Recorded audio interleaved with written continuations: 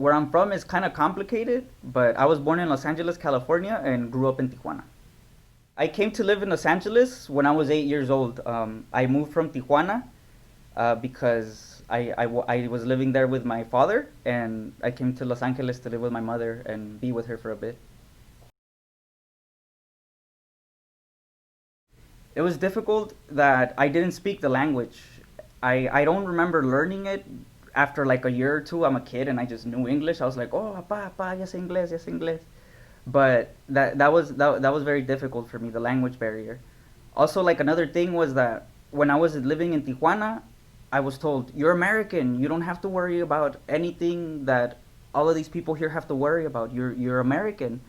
And in part, that's one of the reasons why I went to go live with my mom, because she was in the United States. And then I get here and I'm like, oh, I'm American. I'm gonna fit in. But I didn't fit in because of the way that I look and the way that I spoke. I it was not in line with what American is, what an American is. So it was kind of difficult. It was confusing because I was like, well, I thought I was from here, but I'm not here. And then I go back to Tijuana, and then I don't feel like I'm from there anymore. So just kind of like adjusting to that over the years, but it is what it is.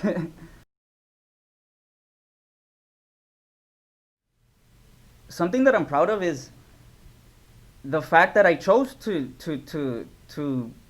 be a filmmaker. I didn't feel like that was something that someone that comes from where I come from, which is the other side of the system, the lower side of the system, poverty.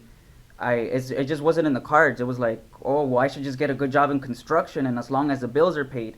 And my priorities, I didn't want to just have money and have the bills paid. I wanted to express myself. I want to speak for those that can't speak. So I decided to just go ahead and do it. It hasn't been easy, but I'm proud of myself for doing it, and I feel great. I'm glad I did it. Um, it wasn't really my choice. When you're young, you're at the hand of your parents. Whatever they decide, it's what's best for you at the moment, right? So, my father thought that me having a life with my mom in the U.S. Was worth his absence. So he sent me to the U.S. to live a better life, like the American dream, quote unquote. So, I mean, that's how I ended up here. I don't remember my like a day specifically, but I remember I have a first memory of something that I did, and I met my little brother for the first time because he was living with my mom, and I was like, oh, all of a sudden I get to be a big brother, so that was kind of cool. So one of the first things that I did was I taught him how to ride a bike. I taught my little brother how to ride a bike, and I thought it was hilarious because it's one of the first memories we have with each other. His bike just ran into a thorn bush and he was just like prickled with thorns, but he was so happy that he finally was able to hold on and keep his balance. And like that's a really good memory that I have. Of like one of the first memory that's one of the first memories that I have here in the US, teaching my brother how to ride a bike. One of the things I miss about Mexico is like a sense of community, and I feel like I have that sense of community there because I belong to that place at a very young age. And when you're a very young age, that's when your whole world is being shaped, what you're gonna be, and things like that. So I kind of left that there, and whenever I do go back, I experience that sense of community. People that I've known for years, people that have my back, people that will let me borrow money if I needed money. It's great, and I miss that. It's kind of hard to get that in the U.S. because everybody's from everywhere, and you get it to some degree, but it's not the same. It's just a little warmer in Mexico.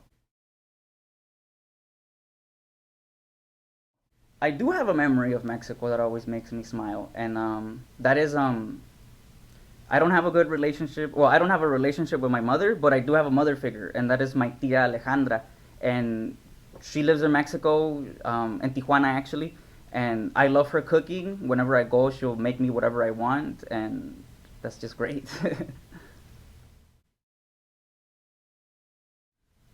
One thing, like, well, I mean, I'm gonna sound kind of hypocritical, but one thing I like about the culture in the U.S. is the sense of individualism. I like that. In Mexico, there's a sense of community.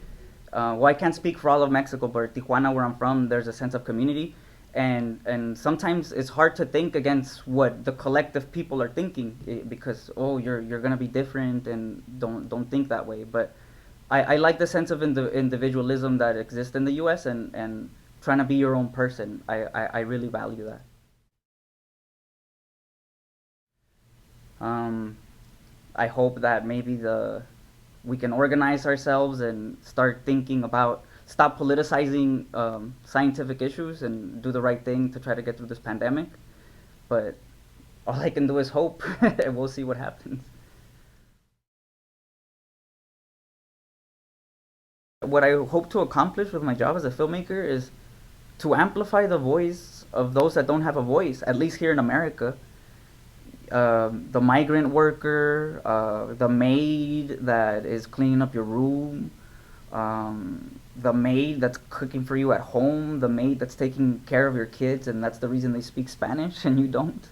Like they're people too. They have feelings, they have emotions, hopes, aspirations. The only thing they don't have is the resources. They don't have the resources because systematically it's been taken away from them.